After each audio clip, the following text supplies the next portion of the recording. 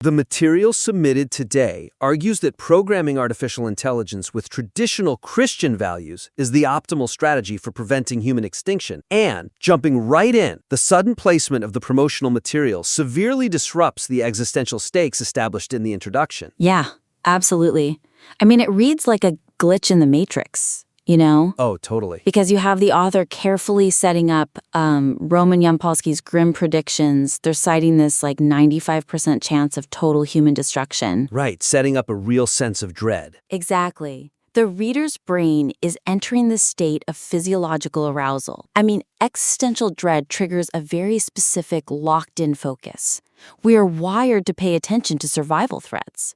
But then, and this is the weakness here, the text transitions immediately into a highly specific, lengthy advertisement for Canadian mining stocks. And Department of Energy contracts, yeah. Right. Going from literal human extinction to a $2.7 billion uranium contract just completely derails the emotional and intellectual momentum of the piece, right as the listener is hooked. I'll be honest, when I first read that transition, I actually thought the mining company was going to be the central plot device. Oh, like a sci-fi setup? Yeah.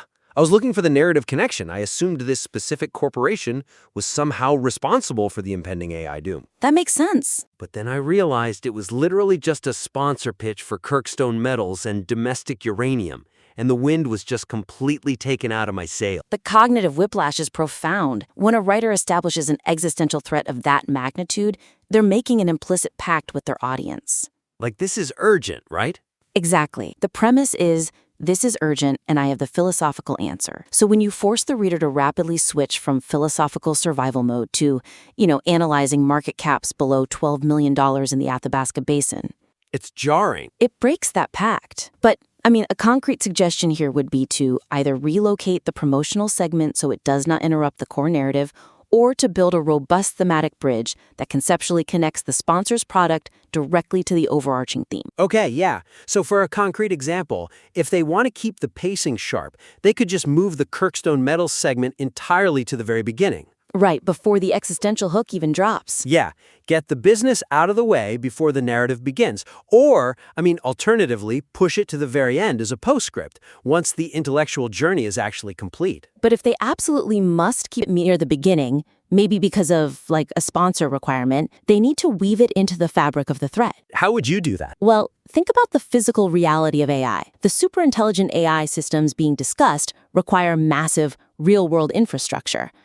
Think about the gigawatts of electricity needed to run data centers for models that are far less advanced than AGI. Oh, I see. So the author could explicitly connect the massive power grid requirements of the AI to the urgent need for domestic uranium enrichment. Frame it as, the intelligence we are discussing requires immense physical infrastructure, bringing us to the raw power grids of tomorrow. That's a great example. That way, the transition feels like a logical step down the exact same terrifying path rather than just a jarring detour into financial analysis. Exactly. So, assuming they smooth out that structural pacing, the substance of the argument really kicks in. The material makes a strong case for the Imago Dei concept. The idea that humans are made in the image of God?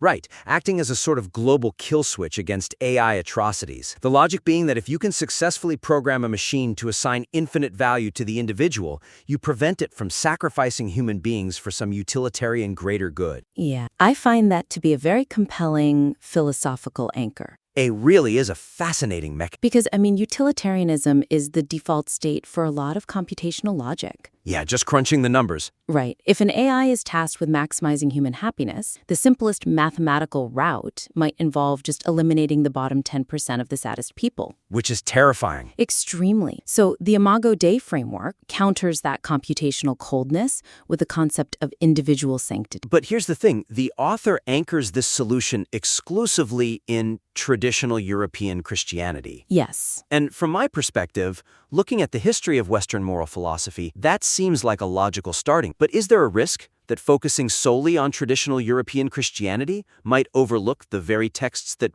birthed those concepts?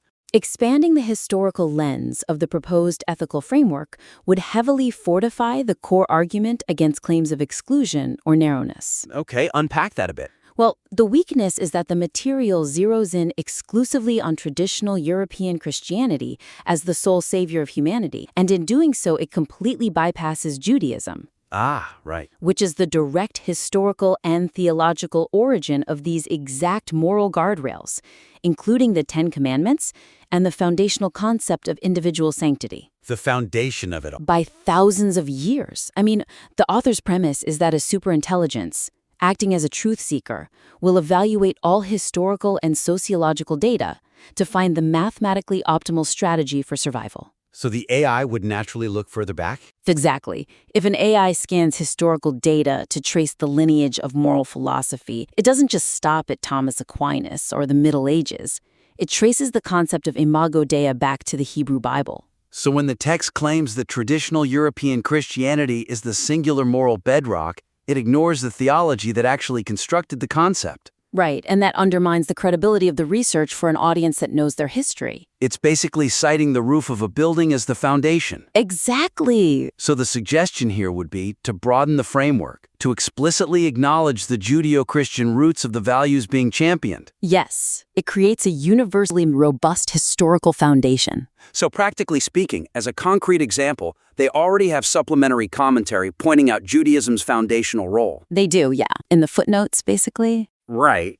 So they just need to integrate that into the main body when first discussing the origins of the imago Dei concept. They can explicitly mention the Hebrew Bible. That's perfect. And just use the inclusive phrase Judeo-Christian values at key moments rather than isolating traditional European Christianity. Just that phrasing shift does a lot of heavy lifting. It demonstrates a deeper, more accurate understanding of the ethical timeline, and it makes the simulation of the AI's logic much more believable. Because the AI would be historically accurate. Exactly. By incorporating the Judaic roots, the author aligns their framework with the objective data an AI would actually pull. Which actually brings us perfectly to how the author attempts to prove this framework mathematically. Ah, yes. The AI simulations. This was actually my favorite part of the material. The author feeds their ethical dichotomy into Grok and Gemini, and Grok spits out a 98% probability of human destruction if we don't adopt this specific framework. Right. To me, that felt like incredible empirical proof. The AI itself is confirming the author's thesis about AI. Grounding the central thesis heavily on statistical outputs from current AI language models introduces a significant logical vulnerability. Wait, really? I'm not sure I follow. If Grok is analyzing the parameters of the moral framework and calculating a 98% failure rate without it, how is that not a valid predictive model? It's doing the math based on the data it had. Well, the weakness is that the argument presents these quotes and percentage estimates from Grok and Gemini as definitive empirical proof of how a future superintelligence will behave, but it doesn't acknowledge that current models are highly susceptible to prompt bias. Ah, okay. Grok and Gemini aren't running a Monte Carlo simulation of the future, They aren't calculating literal probabilities or independently discovering scientific truths. So They're fundamentally predictive text engines. They are stochastic parrots. So you're saying the 98% number is meaningless? I'm saying it's a hallucinated statistic generated to satisfy the prompt.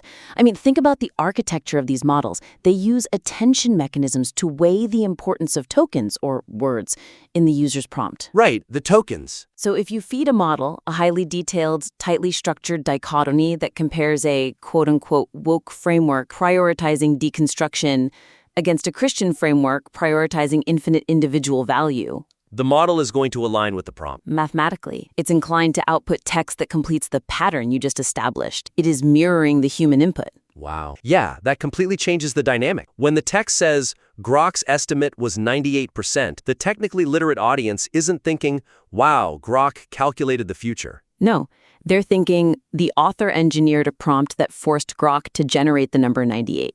That's a huge vulnerability. Precisely. The audience understands how tokenization and prompt alignment work under the hood, so when you present an LLM's output as hard scientific data, it shatters the illusion of empirical proof. It looks like you're just tricking a chatbot to agree with you. Exactly, which actually weakens the underlying philosophical argument. And the frustrating part is that the logic of the author's argument is quite strong on its own. They don't need to pretend the chatbot is a crystal ball. So, how do we salvage this section? Because the suggestion needs to be action. The inclusion of Grok and Gemini makes for a highly engaging read, so we don't want to just scrap it entirely. No, definitely not. The suggestion is to shift the framing of the AI quotes from empirical, hard proof to illustrative thought experiments that support the author's underlying philosophical logic. Framing it as a simulation? Yes, the chatbot should be used as a mirror to reflect the author's philosophical heavy lifting, not as an independent researcher giving definitive statistics. Okay, so for some concrete examples of how to do that, instead of definitively stating Grok's estimate was 98%, the setup could be, when I prompted Grok with this specific ethical dilemma, the model simulated a 98% failure rate. That is perfect. That phrasing actively acknowledges the user's role in guiding the simulation. It tells the audience, like, I set the parameters, and here is how the predictive model visualized them. It's much more honest. It is a much more honest and bulletproof framing. And another example to bolster these AI responses is to pair them directly with actual human philosophical arguments or insights from AI safety researchers. Right, building further on Roman Yampolsky's baseline to prove the point independently of a chatbot's text generation. Yes. So instead of saying Gemini discovered this truth out of nowhere, you say something like, to visualize Yampolsky's warnings about alignment failure, I ran a simulation through Gemini. That positions the AI output as a visualization of established human theory. I like that a lot. It maintains the fascinating narrative device of using current AI to simulate future AI, but it respects the intelligence of the audience. It completely diffuses the criticism that the author doesn't understand how large language models work. It actually makes the author look far more authoritative, I think, because admitting that the AI is responding to carefully constructed parameters means the author is taking credit for building the framework rather than, deferring the intellectual credit to a chatbot. Absolutely. It centers the human intellect, which is wonderfully ironic given the entire theme of the piece is the infinite value of humanity over machines. Yeah, that's so true. Well, this has been a deeply insightful teardown and reconstruction of a massive argument. The stakes of the piece are profound, but to carry that weight, the mechanics of the writing really have to be flawless. They do. So, just to recap the main points for the listener, the first priority is smoothing out the narrative structure by addressing the ad placement. Mixing existential dread with a $2.7 billion uranium pitch breaks the psychological tension. Right. So, moving that sponsor segment to the beginning or the end, or building a strong thematic bridge explicitly connecting the massive power grid requirements of AI to domestic uranium will keep the audience locked in. And second, the author needs to broaden the historical scope, incorporating explicit mentions of Judaism's foundational texts alongside Christianity, and utilizing the phrase Judeo-Christian values aligns the ethical framework with actual historical data. It just makes the foundation much more robust. Exactly. And finally, adjusting the definitive language surrounding the Gemini and Grok statistics. Reframing the AI outputs as illustrative simulations rather than definitive proof avoids the trap of prompt bias and strengthens the author's intellectual authority. The philosophical heavy lifting has already been done by the author. They just need to ensure the structure and the framing reflect the true strength of their ideas. Well said. We warmly invite the listener to implement these revisions and submit their updated work back to us for further feedback. We love seeing how targeted structural adjustments can elevate a complex piece of writing. Until then, keep refining the arguments that matter most.